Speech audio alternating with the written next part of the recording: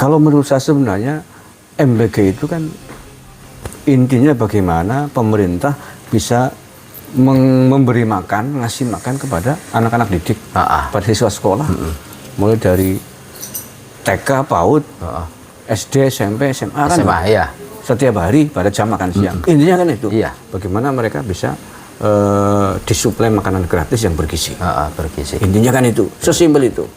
Hanya mekanismenya hari ini menurut saya sangat rumit, bertele-tele, luas, yang akibatnya bahkan menjadi ajang bisnis baru bagi pelaksana MBG. Harus memikirkan untung rugi, Gus. Sehingga tujuan utamanya tidak tercapai. Iya. Salah-salah bahkan ada yang keracunan. Nah, kalau menurut saya sebenarnya bisa disederhanakan. Kalau menurut saya pakai sistem kearifan lokal, memberdayakan kekuatan masyarakat setempat, memberdayakan ibu-ibu atau rumah tangga di masyarakat sekitar sekolahan. Yang dengan itu menurut saya cukup ditangani oleh di tingkat level desa atau kelurahan. Misalkan begini, di sini ini kelurahan atau desa Mersi misalnya. Iya. Di Mersi ini ada berapa sekolah? Kan bisa didata. SD-nya berapa, SMP-nya berapa, SMA-nya berapa. Total jumlah misalkan ada 1.000 murid dari semua levelnya tadi, SD sampai ke SMA. Nah, berarti tiap hari harus ada menu makanan bergizi untuk 1.000 paket. Nah, serahkan saja ke masyarakat desa setempat yang dikelola, yang dikomandoi, penanggung jawabnya oleh kepala desanya masing-masing. Masa nggak bisa satu desa untuk menyediakan 1.000 paket? Pokoknya itu kepala desa selain sebagai penanggung jawab, atau kalau nggak kepala desa ya ada orang yang ditunjuk untuk menjadi nahkoda dalam proyek MBG ini, yang bertanggung jawab lah. Tanggung jawab dengan memberdayakan kearifan lokal. Nah, kemudian siapa yang akan ditunjuk? Ibu-ibu rumah tangga. Ya. Ibu-ibu rumah tangga di sekitar desa itu yang ditunjuk, yang sudah pengalaman. Ya, tentu masyarakat desa kan bisa ngontrol, bisa tahu, oh ibu itu bisa masak, ibu ini bisa masak dan sebagainya. Nah, nanti dampak besarnya yang lain, berarti kan di desa itu harus menyediakan sayuran tiap hari, untuk 1.000 paket, telur, daging. Kelola masyarakat setempat. Dan saya kira tidak mungkin masyarakat setempat akan membuat makanan yang asal-asalan untuk memberi makan kepada anak-anaknya sendiri. Mikir. Ya, pasti akan membuat menu sebaik mungkin untuk anak-anak desanya sendiri, yang salah satunya mungkin adalah anaknya dia sendiri. Iya, yang sekolah di situ.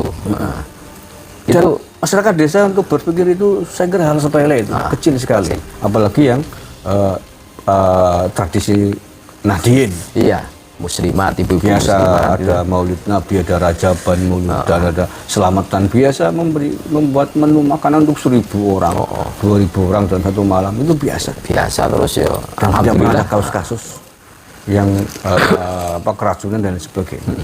Saya kira itu lebih simpel, tidak bertele-tele, tidak rumit juga, dan dampak positifnya untuk perkembangan ekonomi di desa itu besar sekali. Iya. Bayangin, berarti di desa itu nanti ada yang ditugasi atau ada warung-warung yang mungkin kamu sedia sayur setiap hari sekian, telur sekian, dibagi kepada warung-warung yang ada di desa itu. Jadi berkembang ekonomi masyarakat sekitar itu. Karena tiap hari untuk suplai murid yang ada di lingkup sekitar.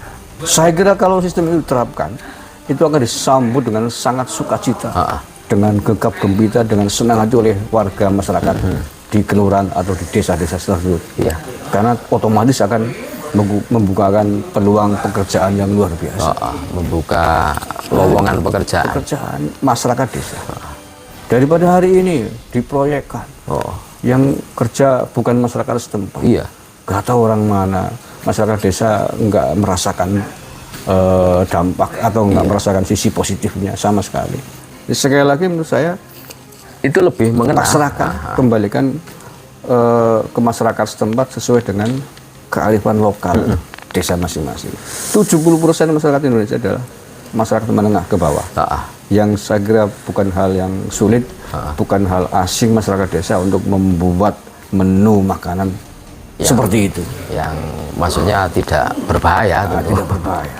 masyarakat desa saya kira akan senang hati. Karena itu tidak mungkin dikerjakan oleh hanya beberapa ibu rumah tangga. Itu pasti melibatkan banyak orang. Ya. Ibu rumah tangga. Menurut kami betul Gus, apa yang jenengan sampaikan itu. Yo logikanya itu ketika diserahkan ke wilayah masing-masing, skup kelurahan, mungkin akan berpikir ulang untuk menyajikan sesuatu yang asal-asalan. Gitu. Karena akan anaknya sendiri sih untuk makan anaknya sendiri. Mungkin berpikir yang terbaik. Itu lebih efektif. Dan kebocoran dana dalam tanda petik dana yang ditransfer dikirimkan dari pusat ke kelurahan tidak terlalu besar, diambil untungnya oleh pelaksana proyeknya. Kalau ini kan menurut saya terlalu besar, banyak diambil keuntungannya di jalan, ya bagaimana proyek-proyek pemerintah pada umumnya. Iya. Terus kemudian yang nyampe ke bawah tinggal kecil sekali. Kecil terus ya tidak sesuai dengan yang diinginkan oleh Pak Prabowo. Nah itu keinginan beliau itu A tapi faktanya B kan. Nah, telah keracunan. Keracunan lagi. Jadi, Pak Prabowo menurut saya evaluasi besar-besaran sistem mumpung belum terlanjur. Ini baru tahun pertama.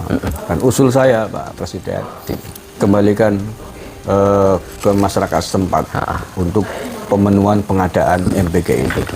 Kita memberdayakan kearifan lokal masyarakat desa dan kelurahan masing-masing. Insya Allah lebih berpengalaman. Bukan hal yang sulit untuk masyarakat setempat hanya untuk menyediakan makan siang untuk anak-anak sekolah di desanya.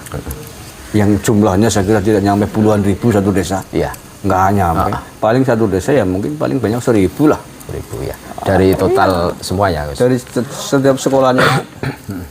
Dan itu bukan hal sulit. Masyarakat menengah ke bawah, apalagi di desa untuk sekedar membuatkan menu makan untuk 1.000 desa bukan hal yang sulit. Mudah-mudahan ini didengar oleh Pak Presiden dan aparat. Ya, siapa tahu ini sebagai salah satu solusi ya, walaupun hanya sekedar urun rembuk ya Gus ya. Mudah-mudahan didengar. Saya sebenarnya sudah lama merenungkan ini kok bisa begini. Tujuannya Pak Presiden bagus mulia tapi kok hasilnya kenyataannya kocar-kacir berantakan, bahkan ada yang keracunan. Ini pasti ada yang salah. Menurut saya salahnya itu terlalu rumit jelimet pengelolaan ini dan kemudian ada niat-niat yang tidak terpuji ada atas pelaksana program ini, yaitu bisnis tadi. Nah, biar tidak terlalu jelimet, tidak terlalu rumit, dan kemudian bisnis bisa dipangkas, menurut saya kembalikan ke kearifan lokal masyarakat setempat, sistem cara yang tadi saya sampaikan.